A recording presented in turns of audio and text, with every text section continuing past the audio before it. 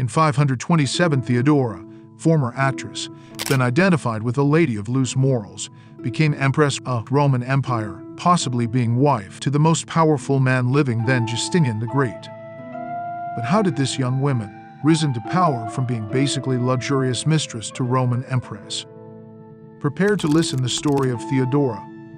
She was born to the bearkeeper of Constantinople's hippodrome in about AD 500. Her father died when she was 5 and her mother married another animal keeper. When he failed to land her dead husband's job, she rehearsed her 3 little girls in arm movements and the silent gestures of supplication that would have been recognized by theater audiences of the time. Then she dressed them up and took them to the hippodrome, a vast complex housing a capacity crowd of 30,000 men, to formally request a job for their new stepfather. The wish was granted, and Theodora went on to become an actress, dancer, mime artist, comedian. By the age of 15, she was the star of the hippodrome, performing in shows which, if Procopius is to be believed, were not far from the extremes of modern burlesque. She was also, as most actresses then were, a prostitute. Historian Procopius once quoted Theodora as saying that she was sorry that God had not given her more orifices to give more pleasure to more people at the same time. By all accounts, Theodora was exceptionally beautiful.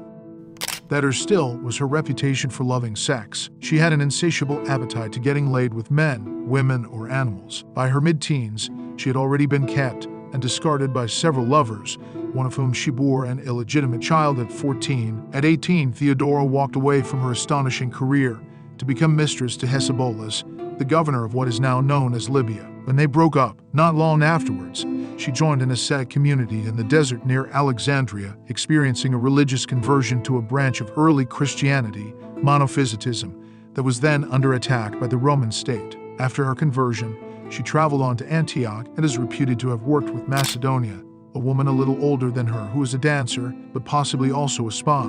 At 21, Theodora returned to the capital and met Justinian. They were certainly not a likely couple. Justinian was a farmer's son from present-day Serbia who traveled to Constantinople at the age of 11 to work for his uncle Justin and help in his rise to power and eventual elevation to the throne. Justinian had a strong legal mind and had one law changed to raise Theodora's status and another created to allow her to marry, something that former actresses could not legally do at the time. They married against the wishes of Justinian's aunt, the Empress Euphemia, herself an ex-slave and concubine, who saw her own origins echoed a little too obviously in Theodora's. When Justin died and Justinian became emperor in 527, Theodora from the brothel was Empress of Rome.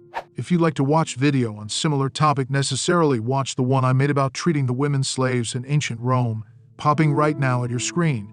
But let's get back to the topic. As Empress, she worked on the paper on pimps, an attempt to stop pimps making their money from prostitutes. Well aware of the impossibility of marriage and a safe life for such women, she set up a house where they could live in peace. Theodora worked for women's marriage and dowry rights, anti-rape legislation, and was supportive of the many young girls who were sold into sexual slavery for the price of a pair of sandals. Her laws banished brothel keepers from Constantinople and from all the major cities of the empire. I hope you enjoyed the video. If yes, consider leaving an opinion about your experience.